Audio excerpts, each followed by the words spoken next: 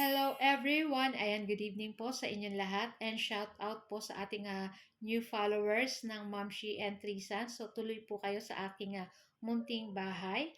So for today's video ay tara at samahan niyo po ako magluto nitong ating isa na namang napakasarap na ulam. Walang iba kundi itong ating ginisang pechay. And syempre masarap po iyan pag may kapartner na lumpiang Shanghai. Kaya naman, tara na at samahan niyo po ako magluto and enjoy watching po. So yun na nga sa ating kawali.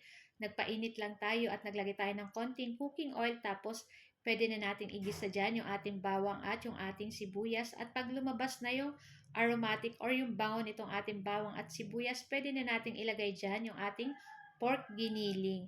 Ayan, tapos after nyan, pwede na po natin sangkapan itong ating pork giniling. Naglagay na tayo ng pamintang durog at tapos ay maglalagay na rin po tayo ng asin para may lasa na po yung ating pork giniling. Tapos maglagay rin po tayo ng soy sauce. So, konti-konti lang guys. So, mamaya ay maglalagay na lang ulit tayo pa pag matabang pa. So, na nga at magtutubig pa to guys. Kaya lulutuin lang natin itong ating pork giniling. So, tatakpan lang po natin iyan para mas madaling maluto yung ating pork giniling. So, after ilang minuto, ay tinanggal na natin yung takip. So, makikita nyo guys, wala nang tubig itong ating pork giniling. Kaya pwede na nating ilagay dyan yung ating kamatis, red bell pepper, at yung ating siling pangsigang. And then halu-haluin lang po natin iyan. At syempre after nyan, pwede na po nating ilagay dyan yung ating patatas.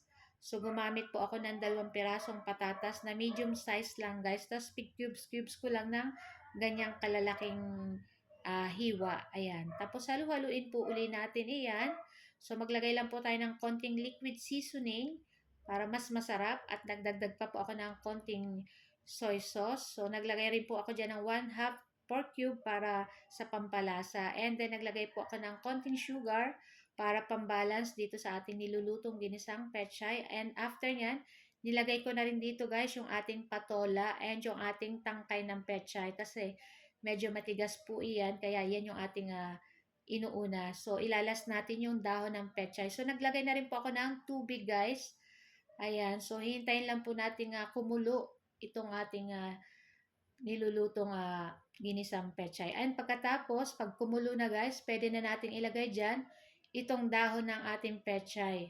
Kaya na nga, at madali lang naman pong maluto itong ating dahon ng pechay. Mga ilang minuto lang ay pwede na natin patayin yung apoy basta pag nalanta lang yung ating dahon ng pechay dyan. So, naku guys, kung di nyo pa po natatry yung ganitong luto, itry nyo na po at napakasarap niya and syempre healthy po at gawa ng maraming gulay.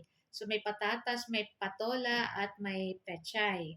So, ayan na po. At luto na rin to guys at pwede na natin patayin yung apoy at pwede na rin natin i-transfer sa ating plato. So, ayan na nga guys. So, ito na po ang ating video for today. Walang iba kundi itong ating ginisang pechay with lumpiang Shanghai. So guys, thank you for watching. Don't forget to like, comment, and share our video. Ayan. Guys, thank you for watching and see you next video again. Ciao! Bye! Sarap!